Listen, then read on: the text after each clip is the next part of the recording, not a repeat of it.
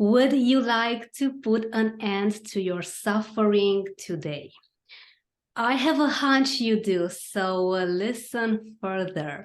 A very special episode today on a Friday evening here in Romania, episode number 62.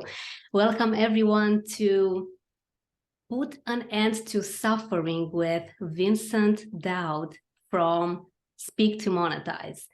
I am a great fan of this amazing, unbelievable speaker, business owner, someone that I have had the immense privilege to meet live, to see live in September of 2019 in Brussels. Vincent was one of the speakers at a live in-person seminar, something that was very interesting to me, because when Vincent began speaking and explaining money and value and business, I began to listen, and I began to listen with my heart. Something changed back then, something that I even remember now. What Vincent said about money back then gave me the impression that, yes, I can truly work on myself in the method that he mentioned, because since I'm in Romania, an interesting part of the world with many limiting beliefs about life, money, and me thinking that money would be evil until the age of 25 gave me a lot to ponder on.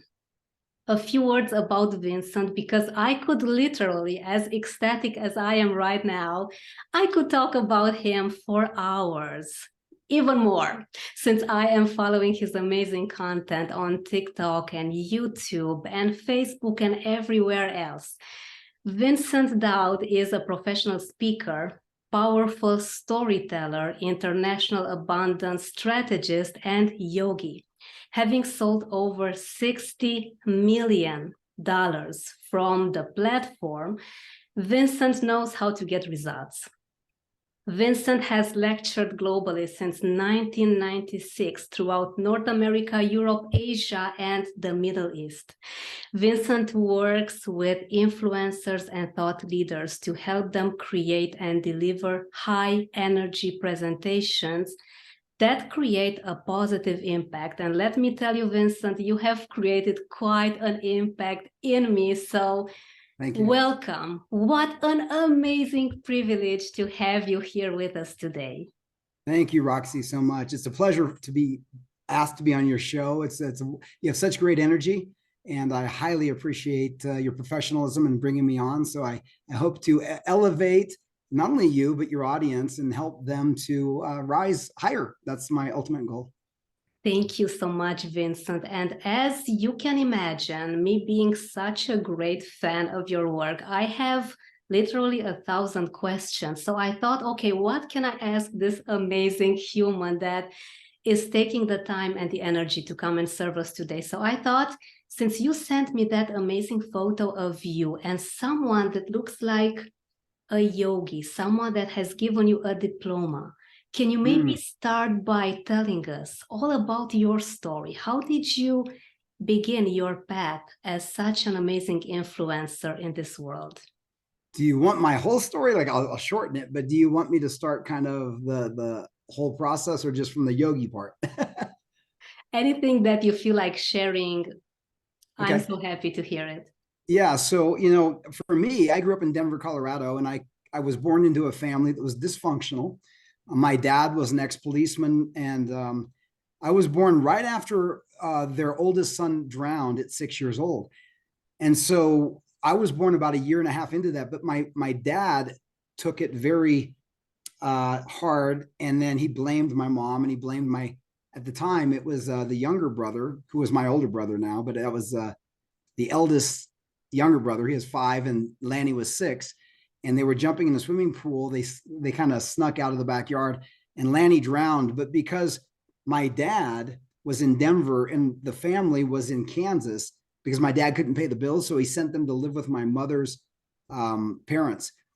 And so when this happened, it destroyed my family. My dad blamed God, he blamed my mom, and he blamed his only son that was left, which was Jeff at 5 years old. And Jeff felt it from the time he was a kid. So my dad started self-medicating by drinking, and they decided to have another baby. And about a year and a half later, I was born into this family, which didn't want to get close. So that's kind of the way I was born. And at 4 years old, my dad pulled a gun on my mom and threatened to shoot all of us. So I remember the night, a scream, and then within minutes, I was taken to the station wagon, and we drove out to a field, and we slept in the back seat as my mom kept the car running, tears coming down her face, I remember. And I didn't know exactly what happened, but the next day she divorced him, kicked him out, and we had no money. She had never worked. She is a domestic engineer back in those days, a housewife.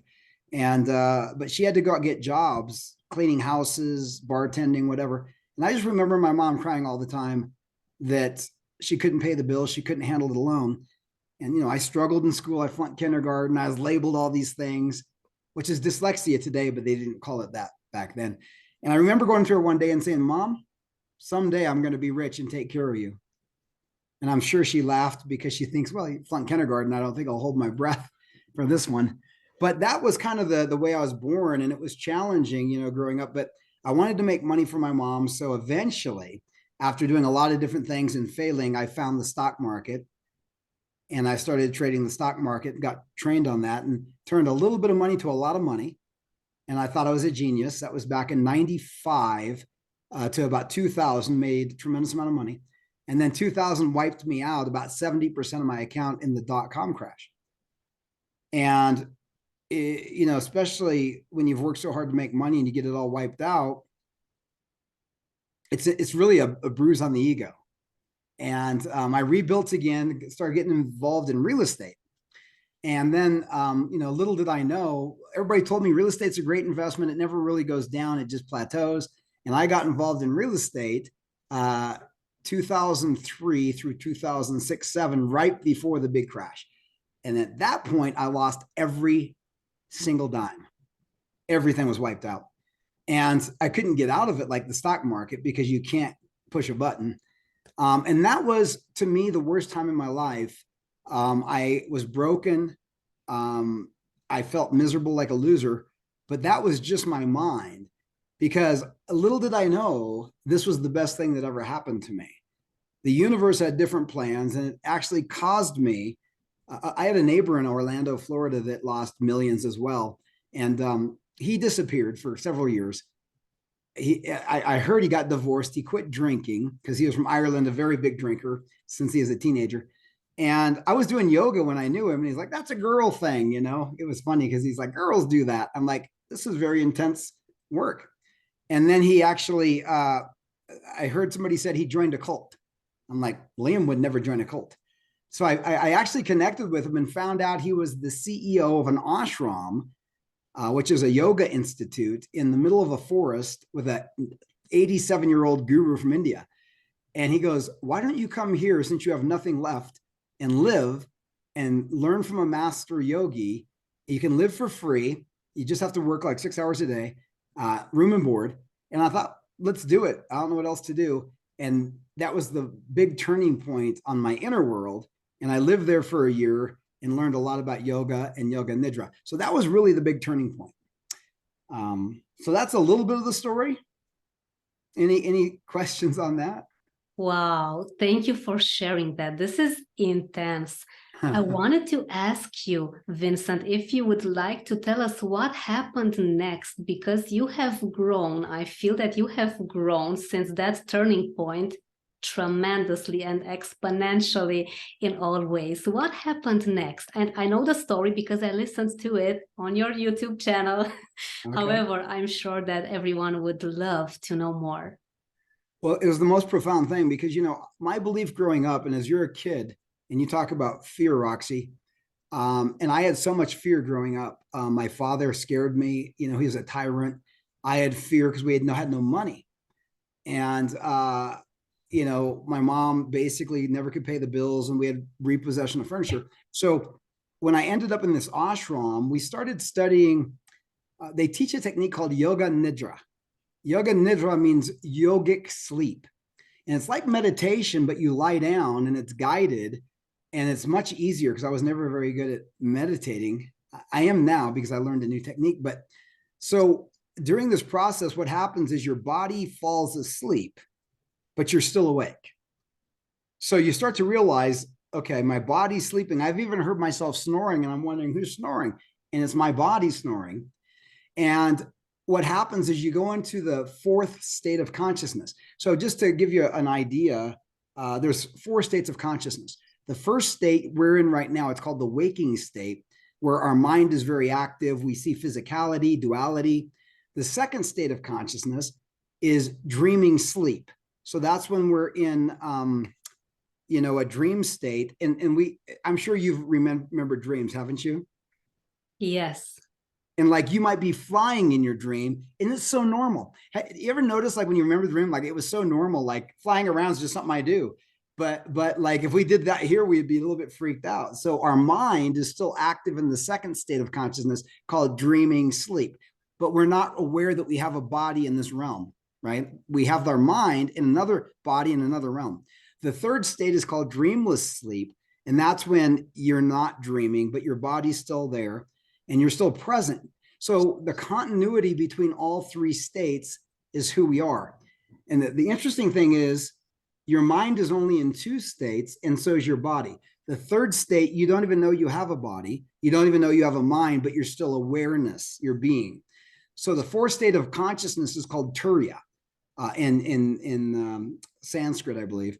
But basically, the way I describe it, I try to make things really simple because I'm dyslexic, is Turiya is the backdrop to all that's happening, right? So think of a canvas. If we have a canvas, like there's a painting in front of me right now, and there's paint all over it, and my attention is drawn to the blue, to the yellow, to the zigzags.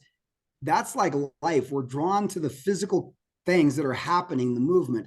We never notice the screen, and the screen is where everything is happening. So at a movie theater, we go in and we don't recognize the screen because it's just a screen. But when the movie happens, we get caught up in the story and the movement and the motion and the excitement. But once that movie's over, the screen's still there. And that's really who we are. That presence is who we are at our true essence. But we don't know that. We get caught up in thinking I'm this body, I'm this age, I'm this thought, I'm this socioeconomic, I'm rich, I'm poor, I'm fat, I'm ugly, I'm good looking, I'm whatever. And that's where I started to realize everything I believed in was being reshaped. And I saw what happened was so powerful after doing it for about 3 months. I started to go very deep and I saw my entire life of poverty, like a dream, but I'm awake, but my body's not there. And I saw that we had so much poverty and so much pain and fear, and it was all there. And I couldn't find happiness in that because it was, as a little boy, it was hard. And it showed me that the reason I was chasing money is because I wanted to be okay and not have all that pain, suffering, and fear. I wanted to take care of my mom. And then it showed me the wealth, right? So it showed me making money and millions and all this. And it even showed me bigger than I've ever imagined. And it showed me that that is the same as the poverty. They're the same. They're both illusions. And I can never, ever, ever be happy in wealth, even if I create it, if I cannot be happy in poverty. Because happiness has nothing to do with either one of them. And that's what I've always been searching for, is the happiness, not the money. And it showed me that the money will come. It will chase me once I align with the divine, really, kind of thing. So it's kind of like, once I know who I am and operate, it will come. And I won't even be interested in it because it's not like needed now. Like I understand what happiness is. So that was a big revelation that shifted my internal dimensions to the highest level. Wow, this is mind-blowing, Vincent. Thank you for mentioning this. I literally got goosebumps when you said this, because this is so powerful and yet so simple. I'm very happy that you're making things very relatable so that I can truly grasp it, and so is our audience. They're going to love this amazing explanation of money, happiness, and poverty. So would you say that the first step in ending in ending suffering would be to just get out of our mind and just see the big picture, right? That we are just consciousness, and that's it. We are truly unlimited, isn't it? Yeah, and that's and I think the hardest part that I've been coming to grips with is the mind is very deceptive. The mind, so the first law of the universe, the seven principles of the Hermetic Code, or the Hermetic principles, is the first law is mentalism. Everything's mental. The entire universe is mind. It's always changing. There's never permanency. It's all transitory, which means we get caught up in believing that we are the body, which is transitory. Your body, Roxy, is 100% different than it was 7 years ago. All the cells, all your thoughts, everything about you is different. Even your personality has changed. I mean, you have core things that, still you, but we forget that this whole thing is in flux, and we're always trying to grasp and hold on to something. So the mind is very good at manipulating and hijacking who we really are. So we get caught in the thought. And once we're caught in that thought, that's where our suffering comes in. Well, the guru used to say to me, Vince, there's no problem in the world ever. The only problem is you're thinking about it. And about it is not it. About it is the thought. So like when I meditate now, I do this process called self-inquiry, which is the most profound thing I've ever experienced. Instead of meditating on breath or mantras or, what I do is I sit and I ask one question, and that's, who am I? And every thought that comes up, I question it. Who's thinking the thought? Because instead of going outward, like the universe is expanding outward, our thoughts will do the same thing and create a chain reaction. If we contract those thoughts back to who is the thinker, then it's like like almost a cell phone tower sending out signals. But instead of having the signals go out and creating more and more small signals or other thoughts, it comes back into the antenna. Who's the source of this? And that's where we start to slow the mind down, and we start to feel that presence of who we really are, which is abundance, and it's being, and it's isness, and it's everything that we've always thought we already are that. And it's so profound. This is absolutely fascinating, Vincent. This is just mind-blowing.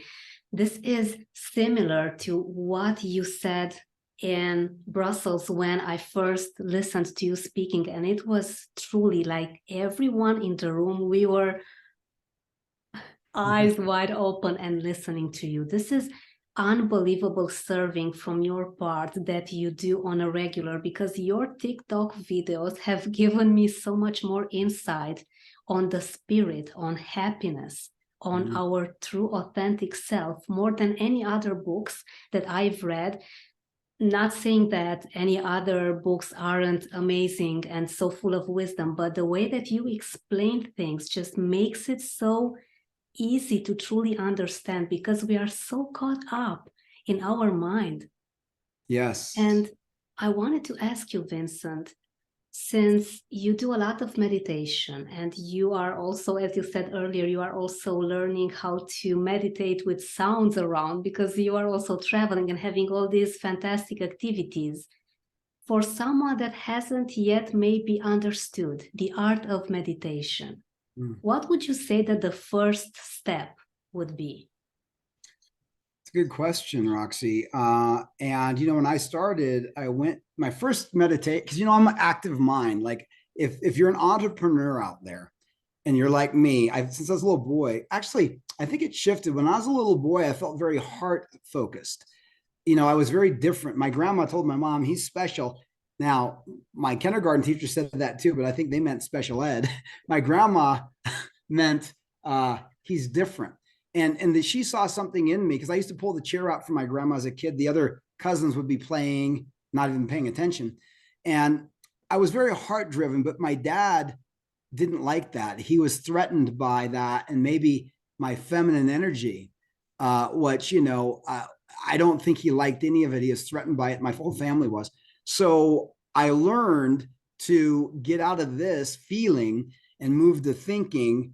And that's where all the problems really begin, because the mind is always deceptive. It's always changing. And of course, it's a magic thing, but it's also a very evil thing because we look at humanity and all of it comes from mind and what we focus on, right? And so we give energy and energy follows attention. So whatever we put our focus on, we create more feeding that energy. And all those years, I thought the magic is thinking, more ideas, better ideas, more business drive, do more, do more. And I was a doer big time. And so my mind is very active. And if you watch a lot of media, your mind gets more active. And then you're really in suffering because you can't slow it down and you're getting whipsawed. So I went to a meditation course by Deepak Chopra called Primordial Sound. And the way he did it was a mantra. They would teach you, it's like transcendental meditation, if you're familiar with that. And he teaches a sound. And I did that for a while. And I had some peace. I had some slowness in my mind, but it never took me very deep. And I couldn't stay in it very long because you're focusing on sound, which is external, or you're focusing on breath, which is still external. And so when I found Ramana Maharshi, and he talked about every meditation is a meditation on something, but self-inquiry is not meditation because you're asking the question, who am I? That's the ultimate question everybody has to ask before they wake up. And the ultimate answer is, I am. That's it. And so I don't even know what the I am is. So I can tell you in this process, I've learned who I'm not, but I don't know who I am. And I don't think anybody knows because once you know, you can't say it. There's a great quote, maybe you've heard it. He who knows does not say, and he who says does not know. Wow. And that makes sense to me now through meditation where it didn't before. So I would just say the first step that I did, just to answer that question, sorry, it took a while to get there, but I was so frustrated during COVID that I was not peaceful. I was in fear of the lockdowns. I wasn't in fear of the disease. I was in fear of the propaganda about the coronavirus. Because once I'm a researcher, so once I researched everything, I'm like, I'm not afraid of it. I'm afraid of what they're doing around it more than anything else. And, you know, people's jobs are being lost and people are being wiped out on the business owners who control most society. The small business owners got hurt bad. And I was fearful that this is going to lead to a lot of problems. And so I wanted to meditate and I sat down and I learned this process of self-inquiry. And I learned the question, like the reason I couldn't sit still is because my mind would say, come on, you have things to do, get up. So then I would question, who is it that has things to do? I do. Okay. I have things to do. Who am I? So I don't care about doing. I don't care about having. I care about being. Who am I? Who is this being that has to do something? Because nothing needs to be done ever. It's all being done without me. And then my legs started hurting. So my body's competing to get me out of this. My ego wants me out of meditation because in meditation, your ego will die eventually and it does not want to die. So it says your leg hurts. You better move and get up. And I used to always do that. I get up. I'm like, okay, I'm done. Instead, I would ask, whose leg hurts? Oh, my leg hurts. Okay, who am I? I am. Okay, am I the body? And see, I don't know who I am, but I know I'm not the body because I've been away from the body, even in meditation or yoga nidra. So it's not me that hurts. It's the body that hurts. So my leg hurts. That's not me. It's not my pain. It's the body's pain. It's a sensory mechanism. So if the body hurts, who am I? And then all of a sudden the pain would disappear. And the interesting thing is I could sit there for 1, 2, 3 hours at a time. And so I usually do 2 hours, 3 hours a day. And it started, and time disappears. And people go, how can you do it that long? You only need to do 20 minutes. But it's not about that. It's about being with source. And you don't want to leave it once you're in bliss. Why would you want to go anywhere else? That's what you're looking for anyway. If that makes sense. It makes all the sense. And I love it how you literally confused the pain in your body. You literally confused your ego with these questions, with the back and forth. This is amazing. Thank you for sharing this. It's literally fascinating how complex we are, yet how simple things are. I'm always blown away that you are giving such amazing, concrete examples that we can truly put in practice. And I wanted to ask you, Vincent, has fear taught you anything through the years? How do you see it? And how would you say that would be the best way to deal with this very natural emotion that we all have? It's amazing you're asking that, Roxy, because this has just come up heavy for me recently, fear. So I never, like, I was fearful when I was a little kid. And a lot of things we block out as children because, the way I look at it is our mind and our brain are trying to protect us as the mechanism that we are.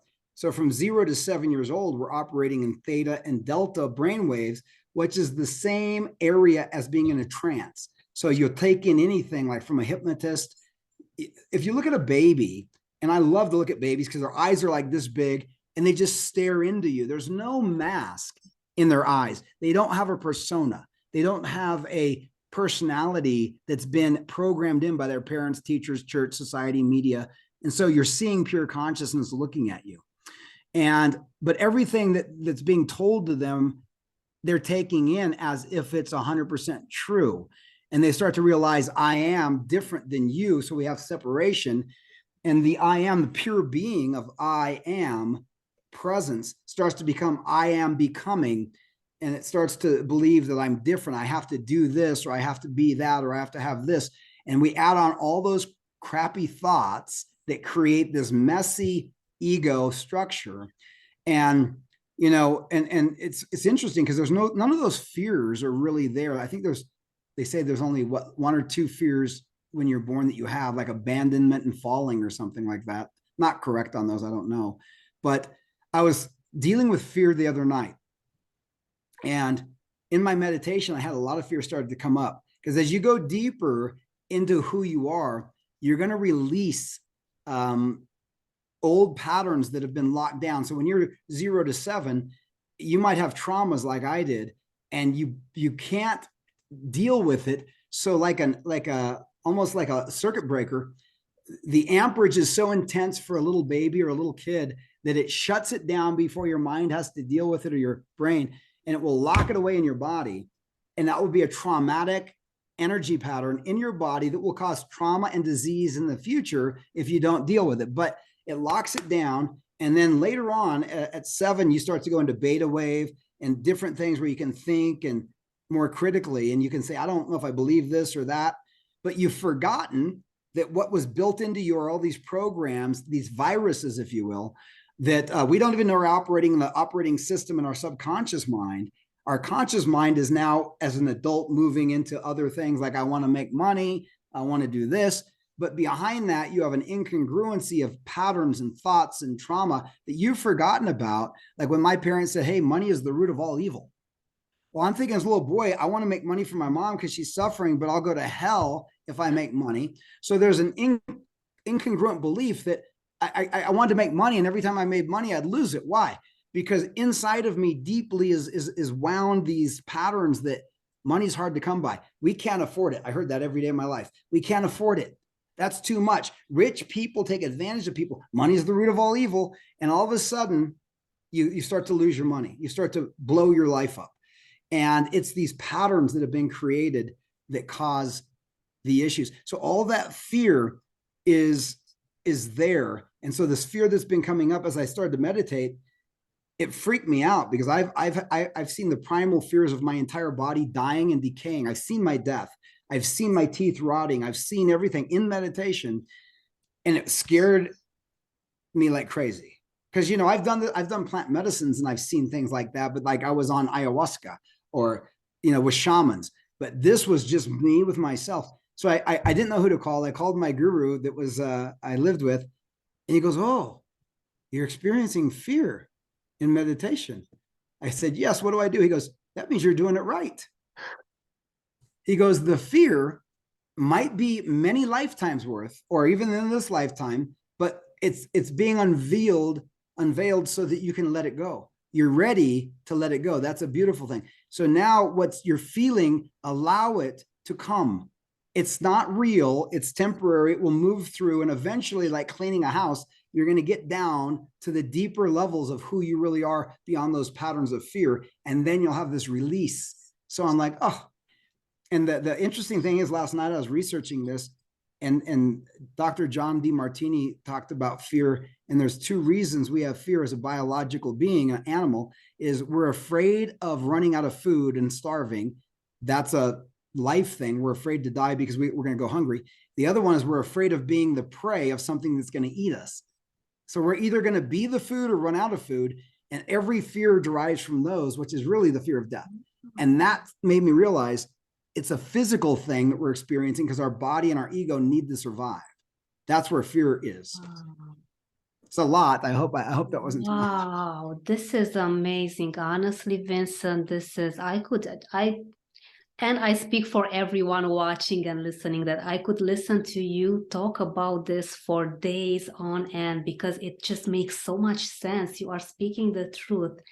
And it literally all goes down to the ego not wanting to die, definitely. Yes. So I can only imagine how strong and impactful this experience with fear in your meditation was, because it literally gave me chills as you were explaining this. So I'm just very honored that you are so open and willing to serve everyone by just being very honest about your experience, and then knowing that it's a work in progress. It's always something that we need to work on, isn't it, Vincent? Absolutely. Why do you think that we are so impatient to get that success, to get the money, instead of just being present and realizing that happiness needs to happen in the very stage that we are in this very moment? What's with this impatience? Well, this goes over to my teaching for years on the financial markets or on business. And it comes down to the fact that I think our programs are put into us by society, which a lot of them are very ego driven, that are running the world. And so I'll give you an example of this is, let me get a pen. If we think about the ego is very much wanting something, always chasing, always wanting to do more, to have more, as if we can have more will make us more happy. Because the belief is, if I have more of something, I can be happier. And if I have less, I'll be less happy. And so the consumer mind has been programmed into us since we were children. And they've taught us to go out and buy things we don't need with money we don't have to impress people we don't like. That's kind of the little mantra, right? And it's a dopamine hit. So the problem is we've learned that happiness is dopamine.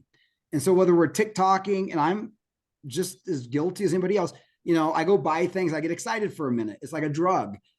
Whether it doesn't matter what it is. It could be sex, it could be drugs, it could be shopping, it could be watching television or flipping on social media. And we are programmed, and we're not happy, but we're thrilled. And the thrill is temporary. And then we have the after effect. It's like drinking, and the next day you're hungover, right? And so happiness is our true nature, which is just amazing. But we're so caught up in the veil of thoughts that we do not notice who we are all the time. We don't need any of this stuff. In fact, I think oftentimes it distracts us. Not saying that you shouldn't go make money or you shouldn't have dreams. I'm just saying that there's different laws that rule. So if we're looking at physicality, we're living in the world of duality, right? So there's an opposite pole of each thing, and it's the same thing. So like the law of polarity states that if you look at a pole, and we could do this as an alchemist, we have the pole of love right at the top. So if you've ever fallen in love with somebody, and this happens all the time, and they get in a relationship and the love chemicals hit our brain and we're in love and everything's amazing. And even if they upset you at work, you're not upset because you're in love. And this is happening for so long until then eventually you get married and you start seeing them leave the cap off the toothpaste or their shoes smell, and you start to drop in the excitement. And you might even turn out to be somebody that doesn't like them. So you go from love to like to dislike to hate. It's on the same pole. And so what what the principle of polarity says. It's the same thing. It's just a different degree. Love and hate are the same thing. It's just a different degree, just like hot and cold. At what point does it become hot? And what point does it become cold? You can't say that. It becomes cool, colder. It's just a different degree. But as an alchemist, we can always focus on the other side of the pole, use our will and our energy. If we're in fear, what's the opposite of fear? Courage. It's not love. Real love is not even what we talk about in humanity. Real love is the backdrop of everything. We don't understand real love. We understand conditional love, and we call it whatever we want to. It's sex. It's what, but it's really conditional. But when we focus on fear, we're going to get all those fears coming up. So when we can sit and say, okay, I'm fearful of what? I'm fearful of losing my job or losing my career or money because the whole world's changing right now. I'm fearful. How do I get that fear to courage? I got to remember a time in my life when I was courageous. Start to feel what it felt like when I had that courage. What's it feel like for anybody that's courageous? Who do I know that's courageous? And how do I just be that person? Then we start to alchemize our energy up. Now, this only works on a certain pole. I cannot turn fear into gold because they're not even on the same polarity, right? But anything on the same polarity, we can use the alchemy within us to transform, transfigure, and transmute one energy to another in the mental alchemy. And that is so critical in the law of polarity. And so on this plane of physicality, we want to make money, we want to ascend and move up, and there's different dimensions, and there's a whole playground of the mind that we can play in. On the other end of that is where I'm going with the self-inquiry, which is there is no mind, there is no I, there never has been. This is all just an illusion or a reflection of the heart. The heart is reflected in like a moon on the water. If the water's still, you see the moon. It's beautiful, but it's not the moon. You're looking at the water. It's a reflection. But when the wind comes and it changes the look of the moon, you think the moon's being disrupted. It never has been touched, but that's like the mind. It's a wave or a reflection, that our mind is a reflection of the heart, but it's not a very clear reflection. So we get a lot of issues back and forth, polarity, duality, chasing pleasure, running from pain. And so what world do you want to live in depends on where you identify. Do I identify as a human with thinking? Then you're going to live on multiple planes and play the game of the mind. If you're going to identify as being, not doing, not having, then that's a different place, and that's different work, if that makes sense. Wow, this is literally brilliant. It's like, I have this notebook, I'm taking notes, but I'm going to have to listen to the replay. So I advise everyone watching and listening, our fearless friends, please do yourself a huge favor and get a pen and a piece of paper and write down this amazing wisdom that you are getting right now. So maybe now my friends can truly understand why I was so impacted by Vincent. Now, here is the real proof. This is amazing. And this just makes so much sense, Vincent. When you are on stage and when you communicate to huge masses of people, when you get to sell so much, I know in one of your TikTok videos, I'm closely watching you because there's just no other way. It's just phenomenal what you are saying there. You say that you need to be very congruent with who you are so that it all comes with ease. How are you, or maybe the best question would be, does your ego learn? Did you tame your ego to fluctuate? Or how is your relationship with yourself when you're on stage selling, serving the audience, that you get such great success? What's happening inside of you? Well, it's interesting because I've gone through so many changes. I didn't even know what an ego was. When I started speaking back when I was 28 years old, I was the youngest speaker in this company that they ever hired. I was like 28. Most people are 40 or 45 or over. They had these big Rolexes, suits. They were really cocky. Like I was nobody to them. And I thought that was ego. I'm like, I don't have an ego. I hang around people with big egos. But again, what I was doing is I thought ego meant puffed up. Like, oh, look at me, I got a nice watch, or look at me, I got a Mercedes or a big house. I thought that's what ego was. I really did. And I don't think a lot of people understand what ego is. And I think that's the problem. And that's why we can be so deceived, because everything is ego. And what I mean by that, one of my mentors, Joel, says, your ego is not your amigo, which is pretty funny. But I thought ego was just like a phase you would get into when you want to be better than somebody. Like, and what I realized, and I realized this when I did ayahuasca down in Honduras, which is just a plant medicine that's been used for thousands of years to awaken you to who you are, so you realize that you're connected to the planet and every other living being is one. There is no separation, but we still see the duality in it because we're not seeing non-dual, we're seeing duality. But what it did is it showed me my ego is almost the mind. So the way Ramana says it, I think, is the clearest, is the original thought. If you can imagine, it's hard to do because our mind is finite, and the finite mind can never contain the infinite. So when I try to explain, it will never work. I can't tell you, but I can give you kind of ideas, which are still not the way. But everybody can experience themselves when they actually sit long enough with themselves and ask the question. But the way I try to explain it is, the original, out of the infinite of nothingness, no characteristics, which is the source, that's who we are, came this reflection or this thought. So the very first thought is called the first ignorance, called I am. So I creates duality, because if there's an I, there's a you, right? It's like if there's a one, there's a zero, and there's also 2, 3, 4. So it starts to create the chain reaction of thinking. So I am is pure and simple being. I am always. Every human being awakes every day, no matter where they are in the world, and starts their day with I am. That is the same God in you that's in me. Whether you want to call it God or source or whatever name you want to, you can call it whatever you want.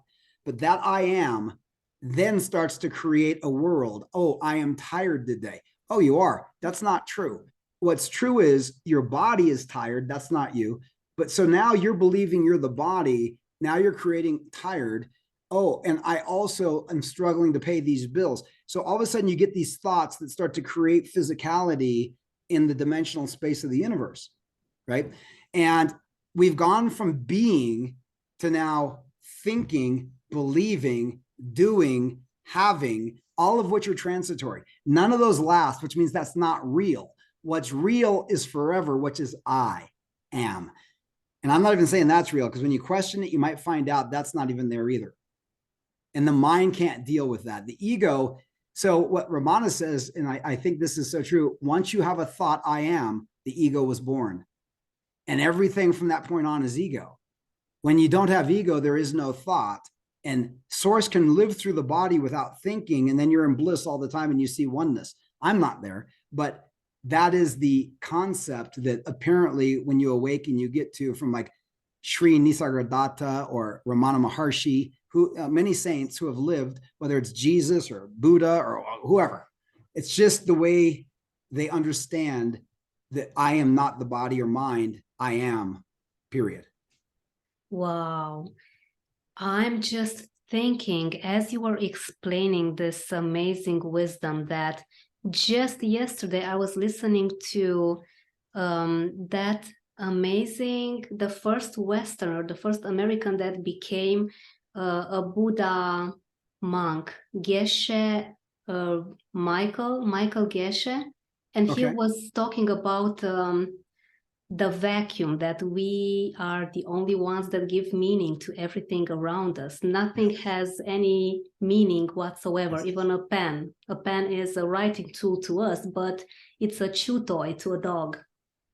And you know, Roxy, once you say that, like once you label something, you negate it, right? Once I call it a pen, you never see anything else again. You just see a pen. Wow. And so this could become a screwdriver. This could become something that holds something up. So when you tell a child that that's a bird, they never see anything again. They just see a bird. They don't see all the potential that it could be, because we've defined it. We negate it. So when people call us a name, whatever, human, that's all I am now. I'm not the being. I'm not the whatever else could be that I could be or you could be. So to label is to negate, and that is so powerful, but that's what our mind does. This is the first time that I have ever heard this concept. This is just, wow, fascinating. we do negate everything. It's like we get so conditioned by our mind. Now I truly understand what you said a few minutes ago. Thank you for this. Wow. Well, thank you for bringing that up, Phenomenal. because that was really a great reminder to me that this isn't just a marker. This is a billion things. And we, your magic comes when you start to see it for what it's not and everything it can be. And now I can see why just you're not into politics, when people are so caught up into supporting something that they label, that something that keeps them very stuck, very limited. They think that's the only truth. So now I see things, okay, thank God it's the weekend, because I'm going to have such a good time to just process our talk, because this is just literally, it is life-changing to me.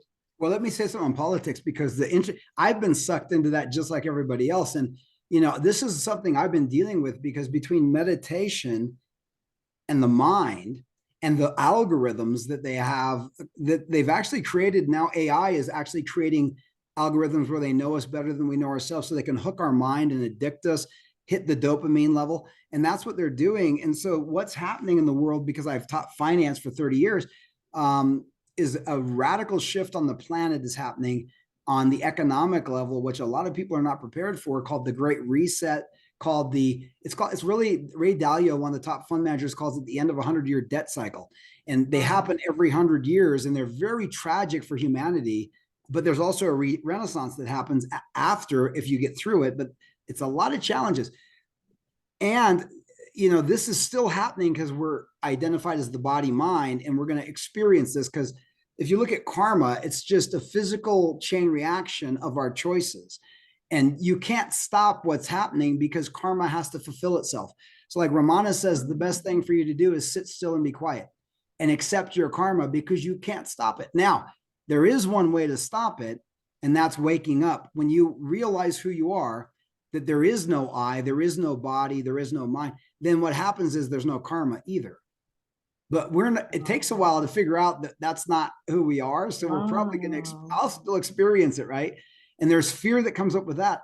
The fear coming up with that is, I know they're starting this new currency. They're going to try to, we're bankrupt, the world's bankrupt, and they're going to implement a new system, which unfortunately a lot of people that are behind it are not awakened, and they want control. So I get caught in that too, as my mind, my body, my 50 some years of being on the earth and studying this. And it still hits my dopamine, and I still get caught up in that. But I'm working to continue my meditation so it doesn't phase me like it has, right?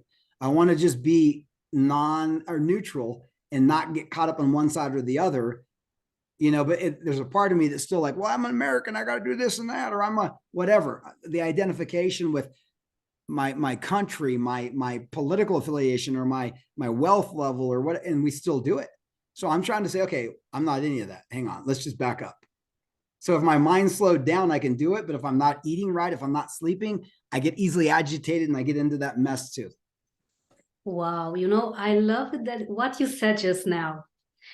Everything is just related. How you do one thing, you do them all. Obviously, if we don't eat properly, it's kind of difficult to go into that very deep transcendental meditation. So yes, we need to be really mindful of, we have like so many options now, Vincent, that you go in the shop, you go to a supermarket, you have 5,000 types of corns and carbs. And I know that you did recently an experiment for Thanksgiving, yes, when you had the carbs and sugar, and you felt like things were off. So yeah, I was very grateful that you're doing stories like that as well, when you just test something and let everyone know how it feels, because we just need to be mindful every single moment. Well, Roxy, sorry to interrupt you, but what's interesting on that is, when I was at the ashram, they do a very vegetarian diet, because they believe in ahimsa, which is nonviolence. And, they don't believe in eating meat, because what's in the meat, a lot of times the way these animals are treated, has a lot of cortisol, a lot of adrenaline, a lot of anger and abuse. And that energetically transfers into us. So, I was eating this vegetarian vegan type diet, and felt pretty good. I don't think it was hitting everything because I still didn't feel great. And then a friend of mine who does she's like a shaman, she told me I should try the carnivore diet. And I'm like, well, I haven't eaten meat in a long time, but she is telling me how it cures a lot of autoimmune diseases, the microbiome, it gets rid of candida, people's skin changes. I'm like, okay, I'm going to try it. And I'm not a fan of the way society kills animals or even doesn't even appreciate, because the Indians used to look at a buffalo, I should say the Native Americans, because I guess, that's the program we have. It's from India. The Native Americans used to look at a buffalo and they would honor it and love and give thanks before they killed it. And they would see eye to eye and they understood it's the cycle of life. We don't do that. We just think everything's separate than us and we can kill it and make a coat and do whatever. So I'm trying to be very thankful when I eat, but I have felt a lot better. I know long-term it's not a sustainable or healthy way to go. And the thing is, though, when I've seen everything alive. So it's kind of like, well, everything is alive. Everything is God. And if you go deep into this in non-duality, everything is eating itself and having sex with itself. That's what the universe is. It's the law of gender. And we don't see it that way because we get caught up in our meaning, like you talked about earlier. This is bad, that's good. And there's no such thing as any of that. It's just God moving through physicality and experiencing itself through physical. But it's hard to ascertain how all this works. And that's why the mind gets so confused and so forth. But the diet, I'll probably switch back to a sattvic diet, which is more plants and legumes and things, so that you have a higher resonance with source when you meditate. Thank you for saying this. I actually wanted to ask you, what is your relationship with food going to look like in the future? So it's mainly more plants and to be less into carnivore eating or anything like that. Yeah, it's really hard, because I know even when Tony Robbins went to do the plant-based, he started having problems. So he had to bring fish back in to his diet. And I think it's really hard for humans to figure out what the right mix is, because are we carnivores? Are we herbivores? We have, there's a lot of studies that show both sides and science contradicts. And I don't know the answer on this, but I'm just looking for me. What do I feel best in? How do I feel the best so that I can also meditate the best? And I don't want to kill things, but I know everything's alive. And I think it's just honoring whatever it is and knowing that it's God that I'm eating, and someday I'm going to be eaten by who knows what, and it's God that's eating me. And it's the cycle of life, and we're so afraid of it. But I think it's the way we do it humanely. And again, there's a population issue and there's all kinds, it's just all mind. And that's why I'm like, I just want to be more in the I am versus the noise of the playground of the mind, which can go forever. The way I looked at it, Roxy, is I saw the infinite loop. And once you think a thought, it creates other thoughts and other problems. And once you solve a problem, it creates other problems. So it's an infinite loop of us moving through, because whatever you think you create, because we're manifestors, but it's all the playground of the mind. So you can have anything. You can be rich, you can be kings, you can own this and that. But really, at some point, we wake up to, is that what I want? Do I want to keep going through a birth and death cycle and having and running from this and trying to get that so I can get happiness? It's suffering. And I'm like, I don't want suffering. I just want to be in bliss, which I've experienced to a small degree. And we can all have that when we wake up. But that's the journey, I think, is to wake up. Wow. Beautifully said, Vincent. You've mainly given me such amazing, life-changing thoughts now, because I have been testing with food a lot as well. I've been a vegetarian. Then I had a great urge to literally eat so much meat that I would eat meat without, I lost control. I didn't gain weight, but I felt that I was very anxious. The more meat I ate, my body would want even more meat, but I would be very anxious. What a cycle. And it's so relieving to know that just, okay, test things out, but put gratitude. It's God that you're eating. I love it. And you've mentioned these amazing laws of the universe. My God, I'm going to have to re-listen to this amazing talk because I just want to write everything down. I advise that our friends watching us and listening to us get in touch with Vincent. At least have a talk with him, because as you have seen and heard so far, his work is literally more than transformational. It's transcendental to such great extents that I'm literally right now, I'm feeling transformed, and I feel such a relief, Vincent, from knowing that there's literally nothing out there. It's nothing here. Then it's just nothing. It's nothing.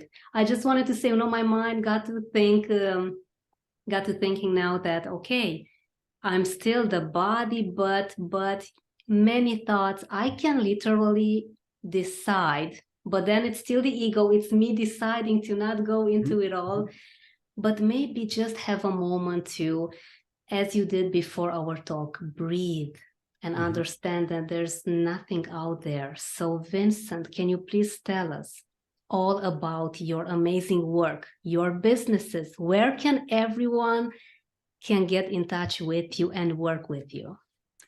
Sure. I'm still working on many things, but I have some books out. My website, I have a gentleman going to be rebuilding it because I'm looking, like I said, at moving more deeper into the inner work. Just so everybody knows, for 30 years, I taught, started off in the stock market and options trading. That was my life for a long time.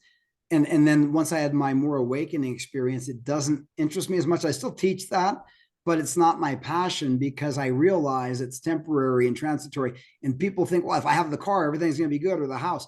And I've already had all that. And I realize that doesn't resolve anything. So that's still out there. But the thing is, like, I started working with people on learning how to speak, learning how to speak to monetize, like you mentioned earlier. I do have the website Speak, the number 2, Monetize, which has a free tool on storytelling there you can download. Also, I have my book out called Multiply Your Money Speaking, which you can get. What site is that on? I believe that's on vincentdowd.com. Let me double check that, by the way. I believe I put that on there. And I do have a trading book, which again, if you want to trade, it's just disruptive. Sorry, no, it's sereneinvestor.com for trading the stock market, if that's of interest. But that's, again, those are just some ways. But my main site is authenticelevation.com. That's a lot of stuff, but Authentic Elevation is my main site. It's going to be redone. So, but you can reach me there. And there's a book there also called Unleash the Possibilities Within, which you can get for free. All my books are free. All right. So whatever you go to, you can download it for free. And then you can reach out to me at vince@authenticelevation.com if you would like to find out more about what I do in coaching or group programs or anything like that. And so, yeah, I hope that gives some insight. I have a lot of stuff and I got to bring it down to a little simpler process. I think your work is truly fascinating, transformative, and what a bliss and what a gift to this world. So thank you so much, Vincent. Thank you so much. Can get in touch with you at the description of this video, of the Spotify audio. They can truly get a hold of your amazing work, and I would literally add your TikTok account as well, but only if you want to. We can talk about this later on, because that is transformative, to say the least. Thank you for serving us today, Vincent. A great honor. Thank you for inviting me. I appreciate it so much. It was a great conversation, and I appreciate that so deeply. Thank you so much, Vincent.